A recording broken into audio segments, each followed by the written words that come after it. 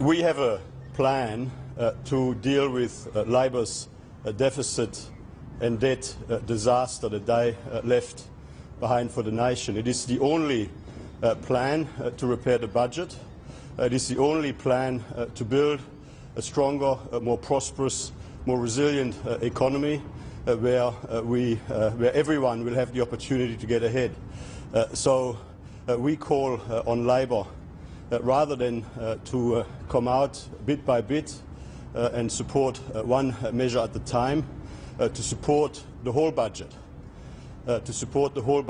Because today, of course, we had the independent parliamentary budget officer, a position set up by the previous Labor government, confirm the need for action, confirm that our debt here in Australia is one of the fastest growing debts in the world, confirm that our spending growth trajectory is one of the steepest in the world. So we call on Bill Shorten and on the Labor Party to face up to their responsibility, to take responsibility for the debt and deficit disaster they left behind, to help us strengthen future opportunities for everyone across Australia, to help us repair the budget mess they left behind. Happy to take questions. Are you expecting a boil-over in the party room today, given some of the backbenchers who are publicly saying that the sales job has been botched? I expect that people in the party room today very appropriately will ask questions and provide feedback from what has been put to them and put to all of us across the community over the past week. That is the usual process. There's nothing unusual about that at all. Do you concede in any way that the message could have been better articulated though? We have delivered the budget we had to have. It was never going to be easy. Reducing the spending growth trajectory, as necessary as it is, was never going to be popular with those that now will receive less increases in government payments than they might have thought they would have received otherwise. Our job is to continue to explain the judgments that we've made, continue to explain the reasons for those judgments, and of course we're doing all of this for the right reasons. We're doing all of this to protect our living standards for the future and to build opportunity and stronger prosperity for the future. Have you had any meetings yet with any of the crossbenchers or the Greens or Labor, for that matter, about getting any of these measures through? Well, I'm not going to conduct discussions with the crossbench or others in the Parliament through the media. Obviously, these sorts of discussions will happen in the appropriate way. But let me just make this point.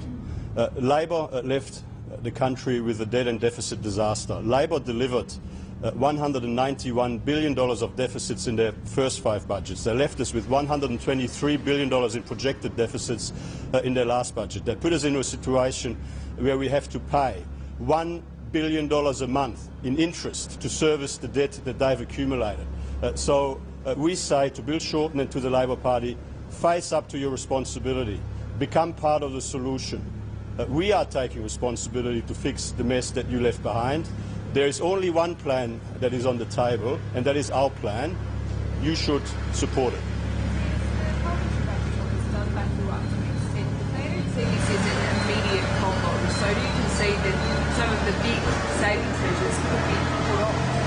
Well, a couple of points. Firstly, the only reason we are not in a worse position yet is because the Labor Party in 2007 inherited a strong economy and a strong budget, with no government net debt, with a $20 billion surplus, with $50 billion in the bank, and at that point in time the government was collecting more than $1 billion in net interest payments.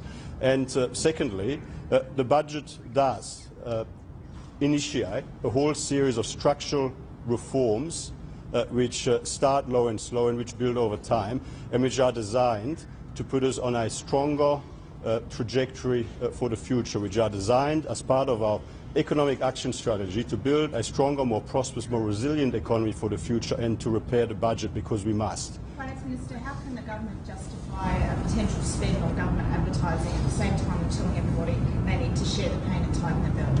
Well, we have tightened the government's belt significantly. We, for example, made $530 million of savings over the forward estimates by reducing the number of government bodies, by merging bodies where it's appropriate, by eliminating waste and duplication across various government agencies.